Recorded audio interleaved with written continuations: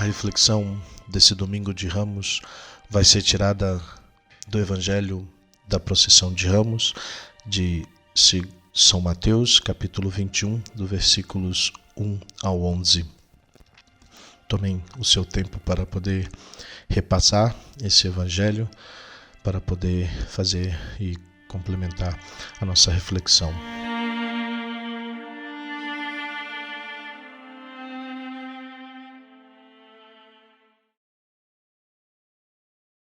Ano após ano, o trecho evangélico do Domingo de Ramos nos narra a entrada de Jesus em Jerusalém, juntamente com seus discípulos e uma multidão crescente de peregrinos. Façamos também nós, nessa manhã, nesse dia, nossa subida junto a Cristo, junto aos discípulos, junto à multidão. Também nós somos peregrinos e queremos encontrar-nos com Jesus Cristo. E esse é o momento da nossa oração, um momento de encontro profundo com o Senhor, de poder ver a sua glória manifestada. Ele subirá da planície da Galileia à cidade santa. Como degraus dessa subida, os evangelistas transmitiram-nos 3 anúncios de Jesus relativos à sua paixão, mencionando ao mesmo tempo com isto a subida interior que se estava a cumprir nesta peregrinação. E nós queremos acompanhar a Jesus nessa subida, nesse caminhar interior. Nós também queremos crescer na nossa vida espiritual, na nossa vida interior, e precisamos também nós subirmos, degrau a degrau, nessa nossa experiência de Cristo, na experiência do seu amor. Jesus está a caminho do templo, rumo ao lugar onde Deus, como diz o Deuteronômio, quisera fixar a sede do seu nome. O Deus que criou o céu e terra deu-se um nome, tornou-se invocável. Podemos invocar a Deus. Aliás, tornou-se quase tocável por parte dos homens. Lugar algum o pode conter e, no entanto, ou precisamente por isso, ele mesmo se dá um lugar e um nome, para que ele pessoalmente, o verdadeiro Deus, possa ser ali venerado como Deus no meio de nós. E muito mais, com a encarnação, Jesus se deixa tocar. O Emanuel, o Deus que se faz presente conosco, que se faz vida da nossa vida. Da narração sobre Jesus, com a idade de 12 anos, sabemos que ele amou o templo como a casa de seu pai, como a sua casa paterna. Agora vem de novo a esse mesmo templo, mas o seu percurso vai além. A meta definitiva da sua subida é a cruz.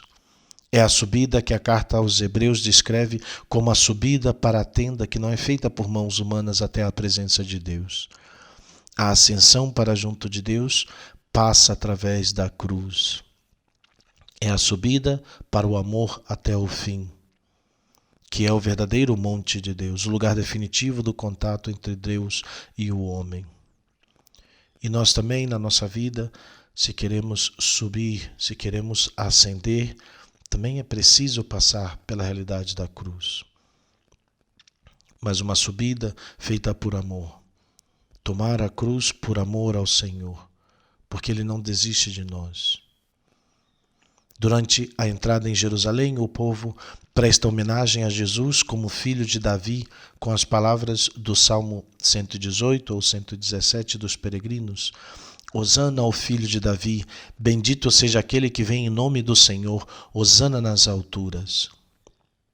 Depois ele chega ao templo, mas lá onde devia ser o espaço do encontro entre Deus e o homem, ele encontra comerciantes de gado e cambistas que ocupavam com seus negócios o lugar de oração. Certamente o gado ali vendido destinava seus sacrifícios a serem imolados no templo. Era para o sacrifício do povo, feito pelo sacerdote. E dado que no templo não se podiam usar as moedas sobre as quais eram representados os imperadores romanos que estavam em contraste com o Deus verdadeiro, era preciso trocá-las por moedas que não tivessem imagens idolátricas. Mas tudo isto podia ser desempenhado noutro lugar. O espaço onde isto se realizava devia ser, segundo o seu destino, o átrio dos pagãos. E de fato, o Deus de Israel era o único Deus de todos os povos. E também, se os pagãos não entravam, por assim dizer, no interior da revelação, podiam, contudo, no átrio da fé, onde era destinado o seu espaço, associar-se à oração ao único Deus. O Deus de Israel, o Deus de todos os homens, estava sempre à espera também da sua oração, da sua busca, da sua invocação. Deus é o Deus de todos os povos, de todos os homens. Agora, ao contrário, ali dominavam os negócios legalizados pela autoridade competente, que por sua vez era partícipe do lucro dos mercantes. Os mercantes agiam de modo correto, segundo o ordenamento vigente, mas o próprio ordenamento estava corrompido. A avidez é idolatria, diz a carta aos Colossenses. Esta é a idolatria que Jesus encontra e face a qual cita Isaías: a minha casa será chamada casa de oração. E Jeremias que diz: mas vós faceis dela um covil de ladrões. Contra a ordem mal interpretada, Jesus, com seu gesto profético, defende a ordem verdadeira que se encontra na lei e nos profetas. Tudo isto deve hoje fazer refletir também a nós como cristãos.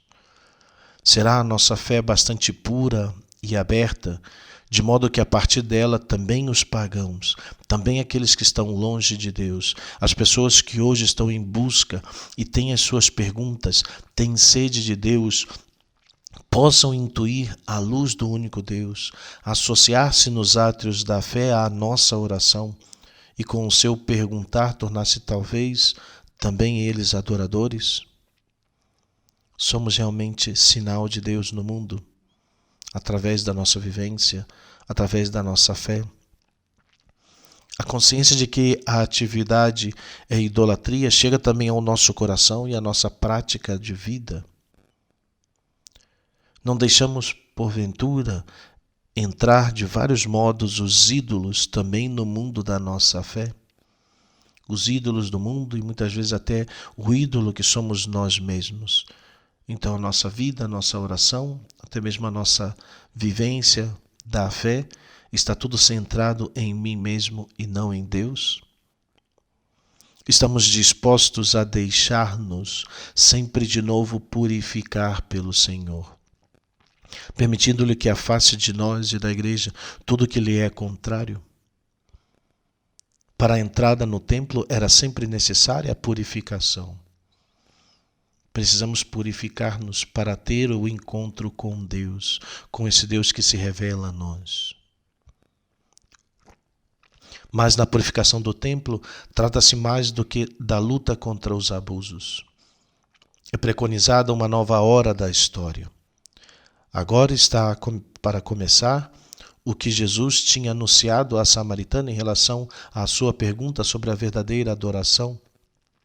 Mas vai chegar a hora, e já chegou, em que os verdadeiros adoradores hão de adorar o Pai em espírito e verdade, pois são eles os adoradores que o Pai deseja. Nós somos chamados a ser esses adoradores, adorar ao Pai em espírito e verdade. Terminou o tempo no qual eram imolados animais a Deus. Desde sempre os sacrifícios de animais tinham sido uma substituição, um gesto de nostalgia do verdadeiro modo de adorar a Deus. A carta aos Hebreus sobre a vida e as obras de Jesus estabeleceu como mote uma frase do Salmo 40.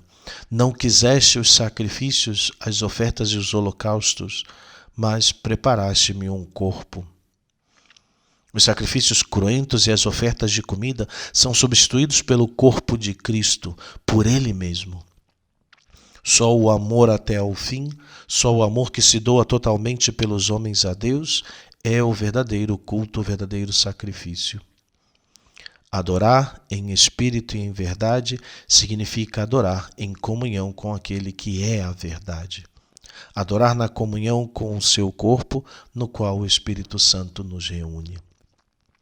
Essa é a adoração que devemos dar a Deus. Adoração ao seu próprio corpo, entregue por nós na Eucaristia.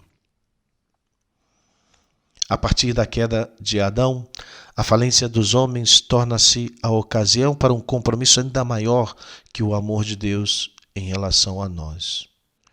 A hora do templo de pedra, a hora dos sacrifícios de animais tinha sido superada. O fato de agora o Senhor afaste os mercantes não só impede um abuso, mas indica um novo agir de Deus. Forma-se um novo templo, o próprio Jesus Cristo, no qual o amor de Deus se inclina sobre os homens.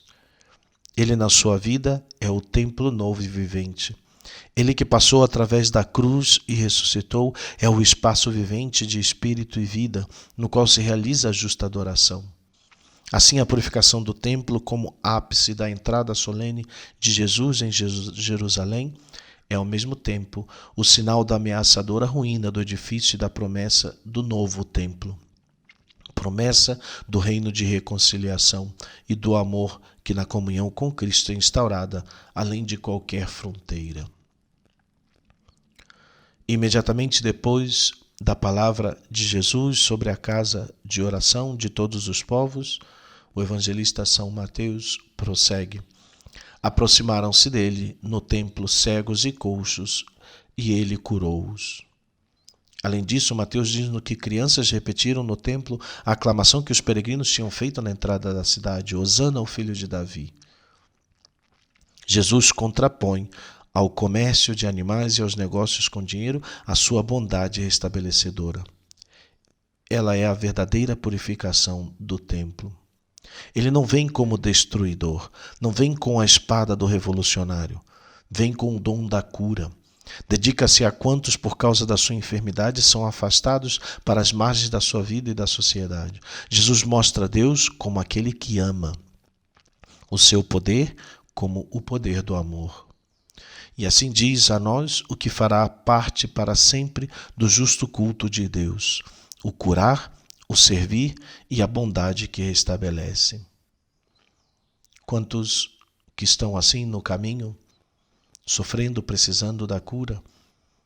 Nós mesmos, quantas vezes não estamos à margem do templo, à margem do culto de Deus, distante de Deus, e precisamos também novamente sentir essa bondade de Deus.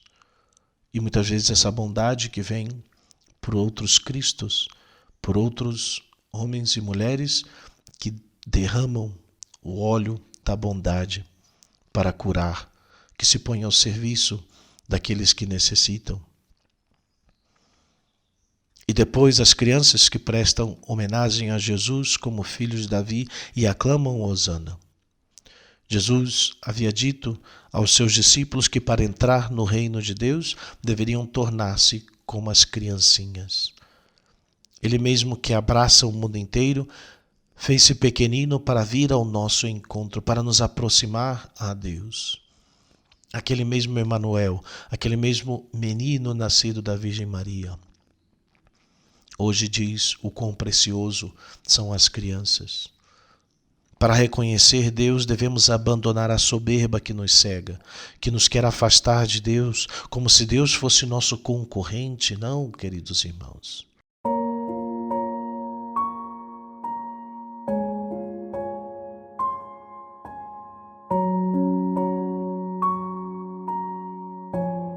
Para encontrar Deus, é preciso tornar-nos capazes de ver com o coração. Devemos aprender e ver com um coração de criança, com um coração juvenil, um coração que é aberto a Deus, que não é impedido por preconceitos nem cego por interesses. E assim, nos pequeninos que com um coração semelhante, livre e aberto reconhece a Ele, a Igreja viu a imagem dos crentes, daqueles que creem de todos os tempos a própria imagem. Queridos irmãos, que esses pensamentos nos ajudem na nossa reflexão dessa manhã de Ramos. Que nesse dia de celebração dos Ramos associemos-nos à procissão de então, uma procissão que atravessa toda a história. Juntamente com os cristãos de todo o mundo, vamos ao encontro de Jesus. Deixemos-nos guiar por Ele para Deus, a fim de aprender do próprio Deus o modo reto de ser homens. Louvado seja nosso Senhor Jesus Cristo, para sempre seja louvado.